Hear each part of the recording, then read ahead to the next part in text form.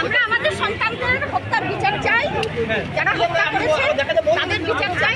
Dhaka medical college হাসপাতালের প্রধান ফটকের সামনে অভিভাবকদের মৌন অবস্থানে বাধা দেওয়ার অভিযোগ উঠেছে পুলিশের বিরুদ্ধে। বাংলাদেশ নারী মুক্তি কেন্দ্রের ব্যানারে তারা এখানে দাঁড়াতে চাইলে পুলিশ তাদের সরিয়ে দেয়।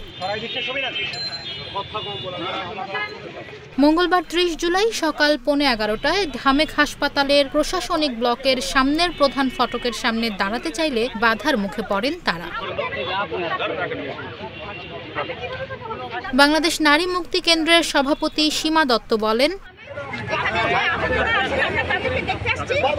বাংলাদেশে যারা আহত হয়েছে তাদের সুচিকিৎসার ব্যবস্থা করতে হবে। যাদের নামে মামলা দেওয়া হয়েছে, মিথ্যা মামলা দেওয়া হয়েছে, সেই মামলা প্রত্যাহার করতে হবে। যাদেরকে অ্যারেস্ট করা হয়েছে তাদেরকে ছেড়ে দিতে হবে, অবিলম্বে ছেড়ে দিতে হবে।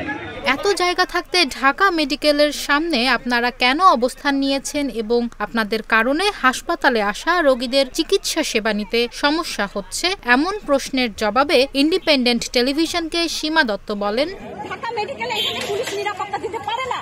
আমরা দেখেছি 15 তারিখে এখানে মুহুর্মুহু আক্রমণ হয়েছে, ছাত্রলীগ এখানে হামলা করেছে, কিন্তু এখানে যারা চিকিৎসা নিতে এসেছিল তারা অসহায় ছিল, কারণ তাদেরকে দেখার জন্য কেউ ছিল না। এদিকে পুলিশের তৎপরতায় অভিভাবকদের মৌন অবস্থান নামে বাংলাদেশ নারী মুক্তি কেন্দ্রের ব্যানার খুলেই দাঁড়াতে পারেননি তারা। তাদেরকে অবস্থান থেকে সরিয়ে দেওয়া হয় এবং পরে তারা ঢাকা মেডিকেলে আহতদের চিকিৎসার খোঁজ খবর নিতে যান। খোঁজ খবর নেওয়ার পর দুপুর 12:30টার দিকে তারা হাসপাতাল ত্যাগ করেন। অভিভাবকদের মৌন অবস্থান ঘিরে ঢাকা মেডিকেল কলেজ হাসপাতালের জরুরি বিভাগের সামনে ও ফটকের সামনে অতিরিক্ত পুলিশ মোতায়েন করা ছিল।